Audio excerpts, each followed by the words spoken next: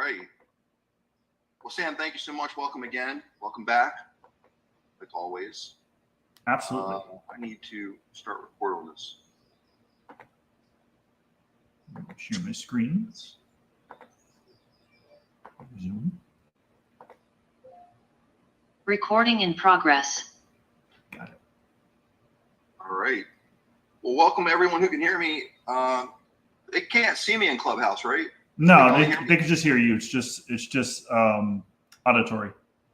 All right. Well, I'm going to try to use my my descriptions a little better then, because a lot of this is slide based. And first, let me just welcome everyone to the Charitable Gifting of Real Estate 101. My name is Alan Biles. I am the Vice President of the Real Agents of Change. And you probably know a little bit about what we do through Sam already. Sam has been one of our longest running and active members of the Real Agents of Change. I'm just going to go through a series of slides and explain the basic overall, the 101 is what we call it, of charitable real estate, and just some ways that it can benefit you and the community.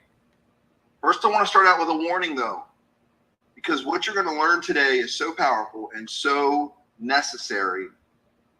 It can be a blessing and it can be a curse. If you know the truth, and you know the truth is powerful and can make others' lives so much better, and you hide it, it's a curse. But if you know the truth and you share the truth, and the truth is a blessing to others, then it's going to be a blessing to you. First of all, we're talking about real estate and philanthropy. And this has been around since 1917 when it was introduced to the U.S. tax code. And you know the truth is powerful as a way for the government to incentivize philanthropy. For the gifting of real estate will allow specific tax write-offs for people who do donate that way. It's incentivized charitable gifting of real estate to qualified 501c3s, meaning nonprofits can benefit from assets that are real estate. So there's two distinct tax benefits with real estate. Number one, you can avoid capital gains tax, which right now can be very significant. And number two, you get a tax deduction from their adjusted gross income. Now, I love this number. $9 billion was gifted in real estate to nonprofits last year. And that sounds like a lot, but it's actually not when you compare. $454 billion was given total, but only $9 billion of that, 2%, came from real estate.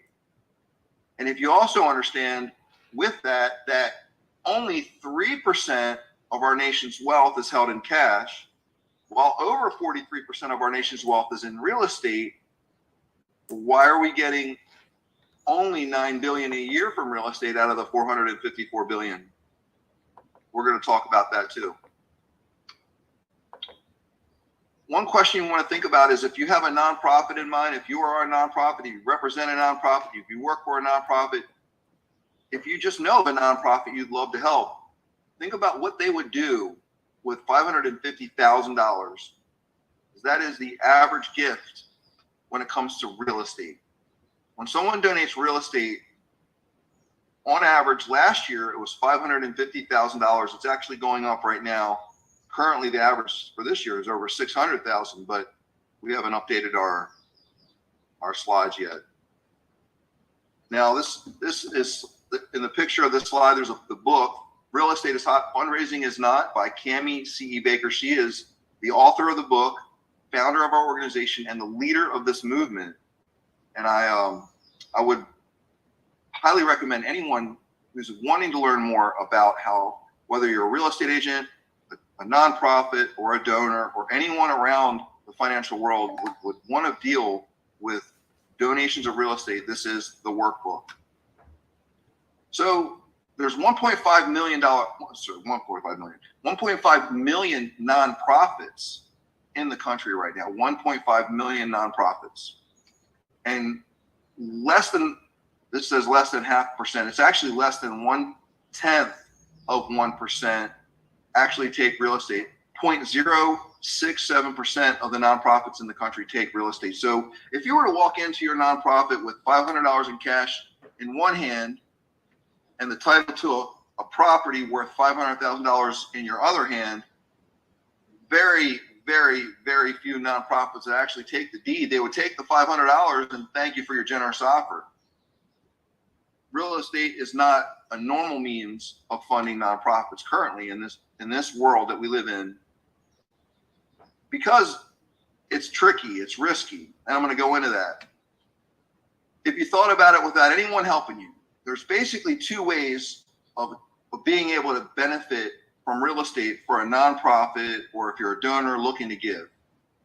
Number one, the first way you could come up with on your own, the donor would just sell their property on their own, and then they would just give what's left to the nonprofit.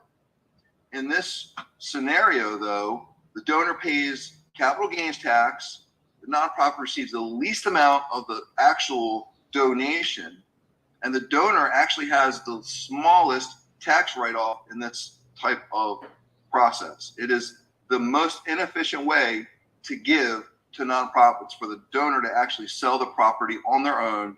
So much gets eaten up in taxes and fees, and oftentimes the donor actually will want to recoup their fees and their tax burden back, which can leave a very small amount to the nonprofit, and then they only get a very small write-off, and this is the worst way to do it. The second way, the benefiting nonprofit can actually take the ownership themselves. So if you have a nonprofit in mind and you think they want to take ownership of a property, think again, because first of all, if there's a mortgage on it, the nonprofit will be responsible to pay off the mortgage. And if the donor wanted to get some cash out from this gift, if let's say it's $1 million property and they got a $300,000 mortgage, maybe they want $200,000 cash back.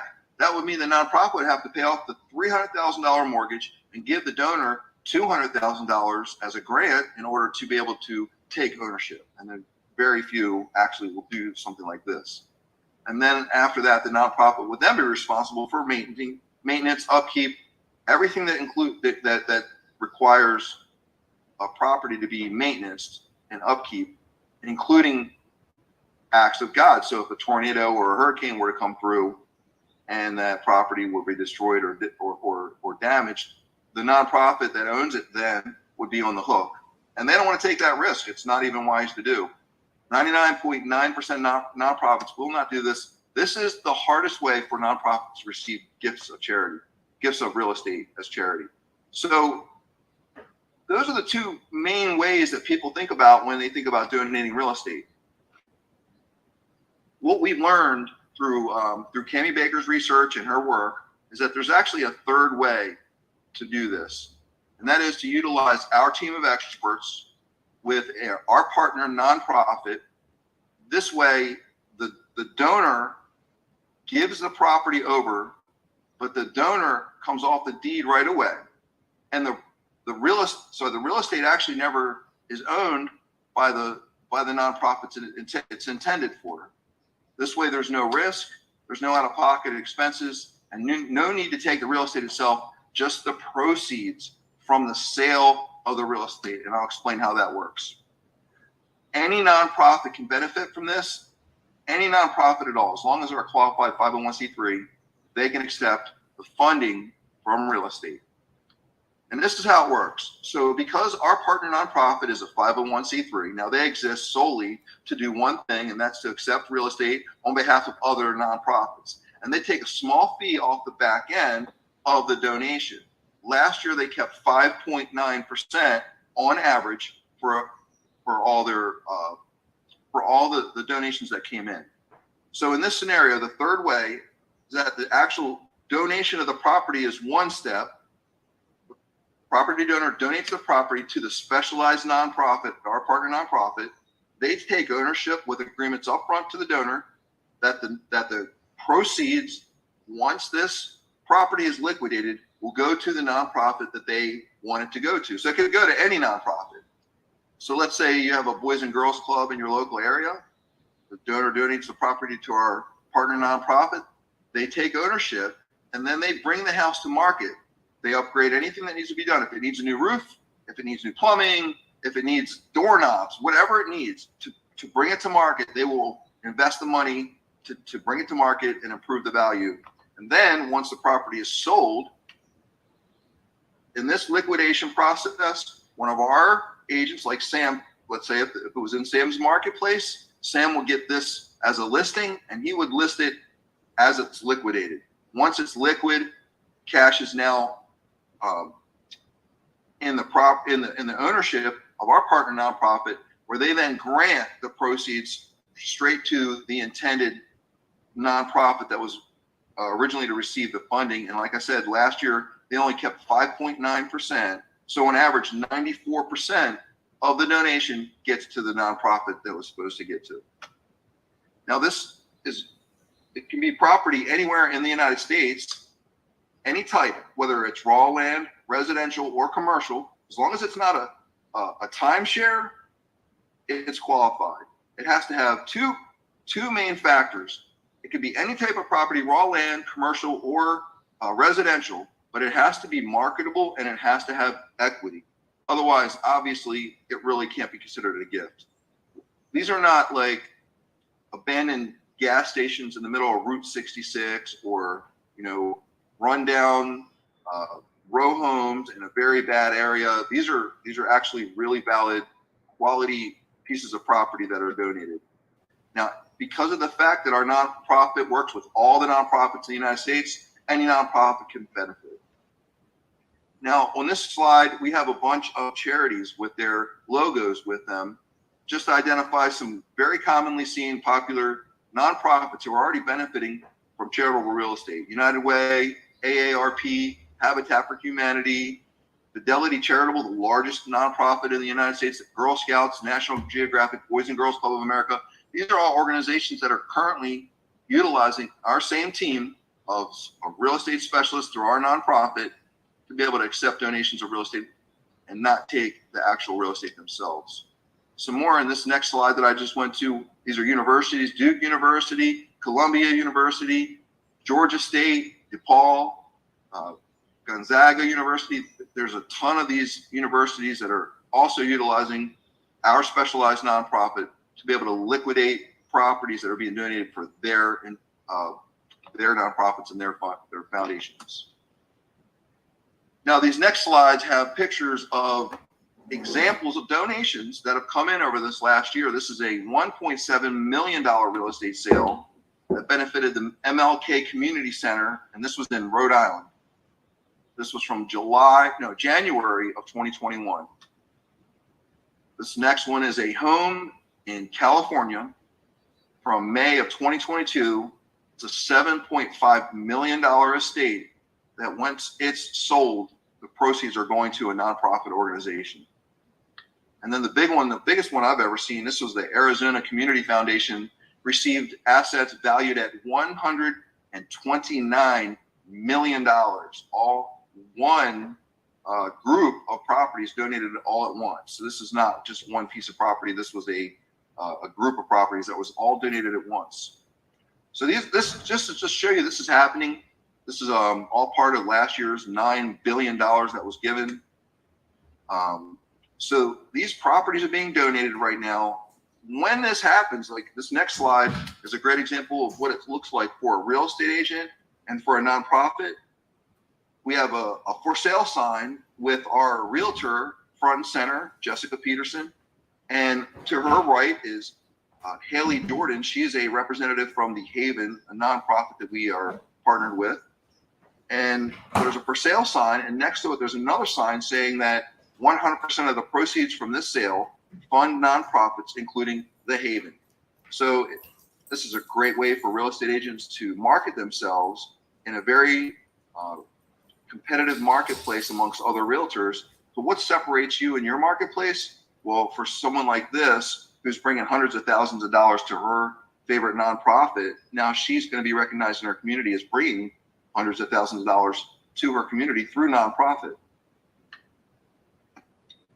So we are the solution to the first two problems with donating real estate. We are the Real Agents of Change. We all call ourselves the RAOC, RAOC, Real Agents of Change.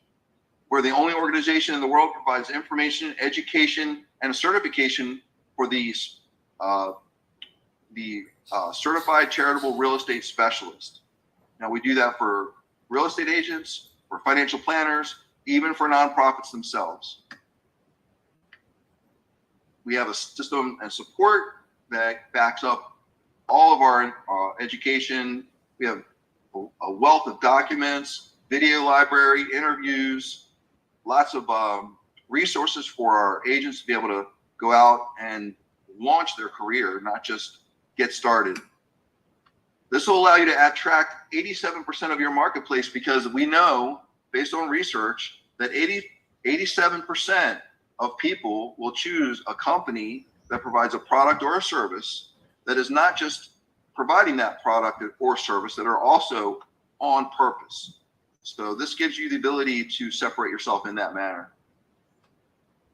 We have an international database map that features all of our certified specialists. So once you become a specialist, you also go on the database map.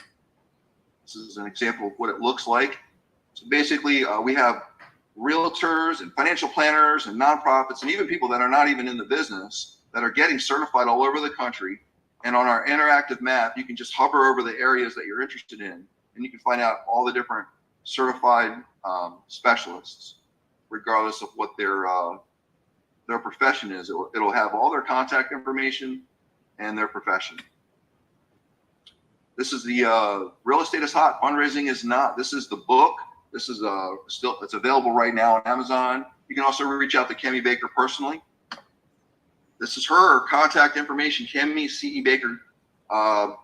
Sam, I'm sure you have all our contact information. You can reach out to your people and leave them her email and her Facebook links, YouTube.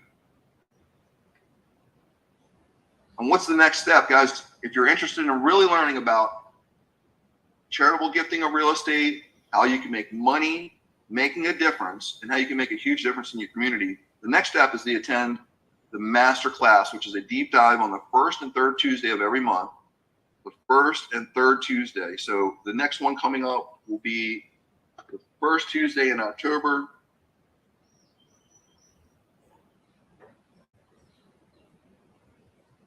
September. Let me pull this up real quick. September. Calendar. Hold on a second. Let me exit this. October 7th will be the next. No, sorry, October 6th. Tuesday, October 6th will be the next master class. You can register there at www.theraoc.com/masterclass. Do you mean September, my friend? September? September 6th, thank you. It's August. Thank you, Sam. Yeah. September 6th is the next masterclass. And then this is a link to the realagentsofchange.com/FAQS, www.theraoc.com/FAQS, all the frequently asked questions. And then another link to go to is www.theraoc.com/donations. This gives you 10 case studies, 10 examples of donations of real estate that have come in, stories behind them, and all the information on them. Then we have property evaluations. So every donation starts initially with a property evaluation. It's the very first step of the process. So you can see what that looks like when a donor comes to the table looking to donate a piece of property, what their first step is at www.theraoc.com/property evaluation. And then at www.theraoc.com/chapter 1, you can get the first chapter of Kami's book, Real Estate is Hot, Fundraising is Not, for free. And then the last couple links here for the social media page, our Facebook group. It's at www.facebook.com/groups/The Real Agents of Change. And then Kami's LinkedIn is www.linkedin.com/IN/Kami, C-A-M-I, Baker, B-A-K-E-R. And that is the nonprofit, donor, realtor, and Financial Planner 101 for charitable gifting of real estate. I'm just going to open it up to anybody who has any questions now.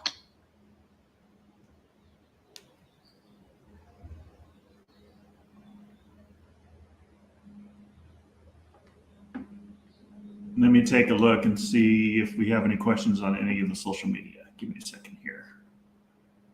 See if there's any comments or, okay. Got lots of windows open. Nope, no comments yet. And please, when you listen to this, I have this on replay, so please reach out to me. I have a new domain name, takethefunding.com, takethefunding.com. And that will, that's a great one. And I actually reposted that on all my social media. That's such a great video. And I think it will get people kind of laughing and kind of understanding that there's some silly questions out there. All I have to do is take the funding. That's it. Take the funding. Sam, you know, I'm having some success with when I initiate the conversation with the nonprofits now. Mm-hmm. When they want more information right away, they've really, like Cami and I have really been introducing ourselves a lot in person now. And when they are asking questions right there, usually I start by saying, listen, I want to give you this information, but I want to preface it by just saying that it's going to go against everything you know about philanthropy and nonprofits as it relates to real estate. And I preface that because I want you to understand, like, things change, and systems can be, people find ways through systems that make it much more navigatable and navigable. And that's what's happened here, is that once we have this specialized nonprofit that does what it does, it's sort of like a workaround for nonprofits to be able to be in the same conversation, whether they are small and struggling or are large and have dedicated real estate teams that are on their payroll that cost them money regardless if a donation comes in or not. What we propose is a group that will handle these donations for you when they come in, and don't make any money until after the donation has already been given. So for them, hearing this is like, totally a new paradigm, because based on what I'm learning over the last year is that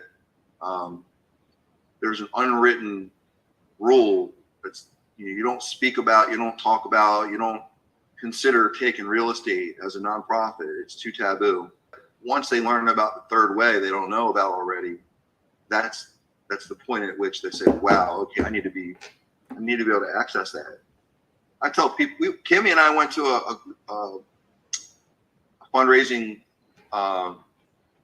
event for a nonprofit just this last weekend, and we told them that 43% of the nation's wealth is in real estate, only 3% is in cash.